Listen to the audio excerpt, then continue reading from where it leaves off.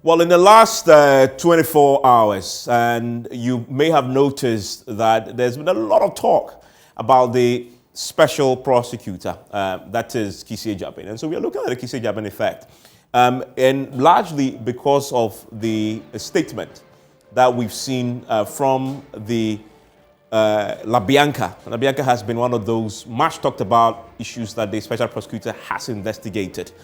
But before this, you may have noticed in the headlines that in the last 2 weeks, generally, the special prosecutor has been talked about quite a lot. Even Martin Amidu had cause to write about him and criticizing the work that he's done. And that's the former special prosecutor, the first former prosecutor. So we decided tonight to really look into the work of the special prosecutor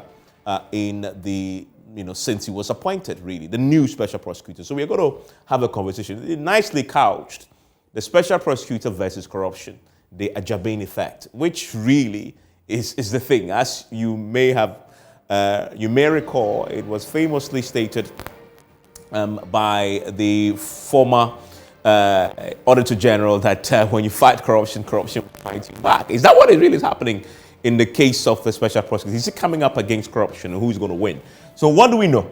As far as his own work is concerned, Agyebeng's work is concerned, we have a case of so many, incidents that he's looking into.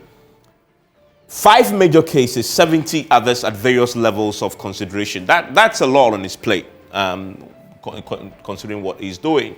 And a few of them include the Airbus matter, which his predecessor, Martin Amidu, began investigating, banking and financial sector crisis, recruitment to cadet officers, training at the Ghana Police Academy, estate of Kojo Usefriye, that the Sir John controversy. We have the Northern Development Authority's investigation as well that he's looking into. Now, then this new kid on the block, I'm talking about Agyebeng, causing a lot of stir indeed, mainly in the last few days, has been because of his investigation that he's commenced into the suspected corruption and corruption-related offenses in respect of auction sales of vehicles and other goods by the Custom Division of the GRA between the 1st of July 2016 and 15th August 2022. Now, he's given a special focus on what is happening at the ports, and this is after he had done the subject of the Bianca. And when he went to Bianca, he found issues of influence peddling, but also, as you know, he got the Bianca company to pay to the state more than 1 million cedis. Many said that was good. The first time the OSPs actually retrieved anything of substance is when Agyebeng went in there.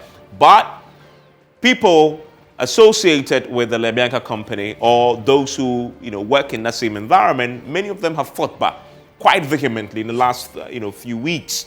We've seen the Bianca company themselves, 2 weeks after that report was made public by the OSP, come out today with a very interesting statement that the influence peddling finding in the SP's report is not accurate. They say they deny it completely. And in other words, it's false.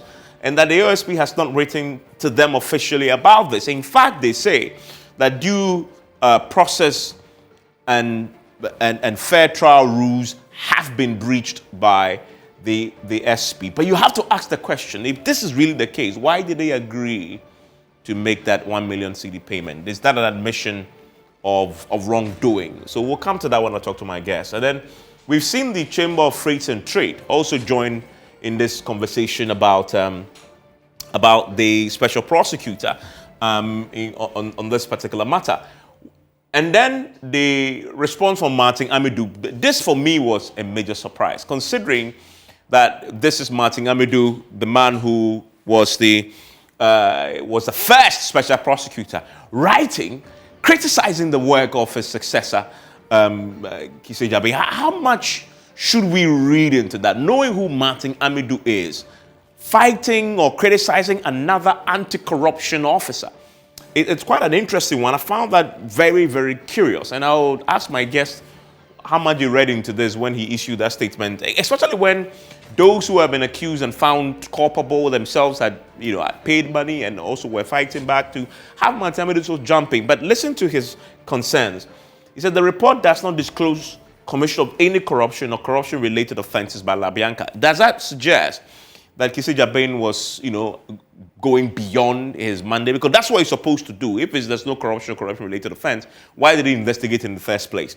And then the OSP's Bianca report is hollow, without mandate, and unconstitutional. I guess that's a point that he was making there. I'll see what my guests agree with this matter when we return. I have all the guests who know this subject very well, but I really want to get your thoughts on all the talk that we've had, the headlines that the special prosecutor has grabbed over the last 2 weeks on many issues, the ports, the cars, etc. Is it properly earned? Is it justified? Is it something that should give us cause for jubilation in the fight against corruption, or is this window dressing an initial stage of really something that doesn't go anywhere? I'll get my guests to chip in when we return.